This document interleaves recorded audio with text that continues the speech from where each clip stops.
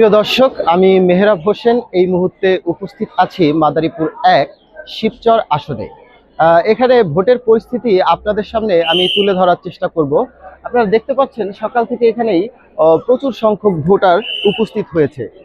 শিবচরে মোট ভোটারের সংখ্যা হচ্ছে ৩,২০,৮৭০ জন এবং এর মধ্যে মোট পুরুষ ভোটারের সংখ্যা ১,৬৫,৮৯৮ জন এবং মহিলা ভোটারের সংখ্যা ১,৫৪,৯৭০ জন এবং তৃতীয় লিঙ্গের ভোটারের সংখ্যা ২ জন।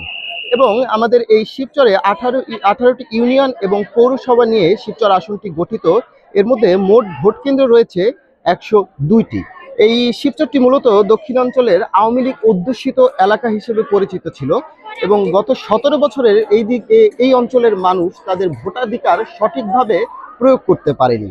তাই এই ত্রয়োদশ জাতীয় নির্বাচনে তারা তাদের ভোটাধিকার প্রয়োগের যে উৎসব এবং আমেজের মতো করে সকাল সকালই চলে এসেছে, তা আসলে চোখে পড়ার মতো।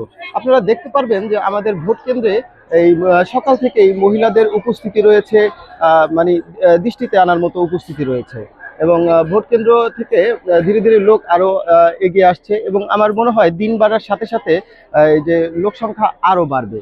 তবে এখানের স্থানীয় মানুষরা একটু অভিযোগ করেছে যে তাদের যেই ভোট গ্রহণের যেই প্রক্রিয়াটি এটি একটু ধীর গতিতে এগোচ্ছে, যার কারণে তাদের ১ ঘন্টায় তারা অল্প কিছু অংশই এগোতে পারছে।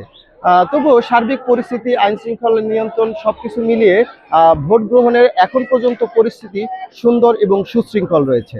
আমরা এখানে প্রথম অবস্থায় যতটুকু দেখেছি যে ভোটাররা আস্তে আস্তে এখানে আসছে। তাদের একটি কথা ছিল যে পূর্বের ন্যায় তারা কি এবারও কেন্দ্রে গিয়ে দেখবেন যে তাদের ভোটটাকে দেওয়া হয়েছে। তো যখন তারা জানতে পেরেছে যে না, এবারে যার যার ভোট সে তাড়াতাড়ি প্রয়োগ করতে হবে, সেই ক্ষেত্রেই কিন্তু ভোটাররা দিন যত গড়িয়ে যাচ্ছে ভোটার তত বৃদ্ধি পাচ্ছে।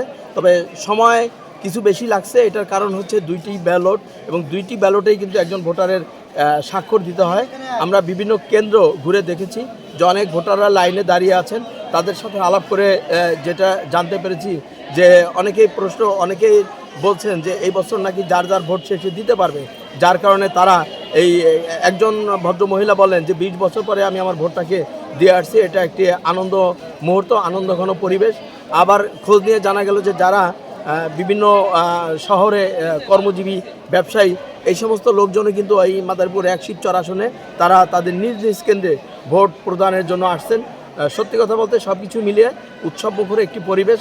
তবে সরকারের যে নির্ধারিত সময়সীমা, এইটা কোনো কেন্দ্র এই সময়সীমার মধ্যে তারা তাদের কাঙ্ক্ষিত এবং উপস্থিতি ভোটারদের ভোট গ্রহণ হয়তো করতে পারবেন না।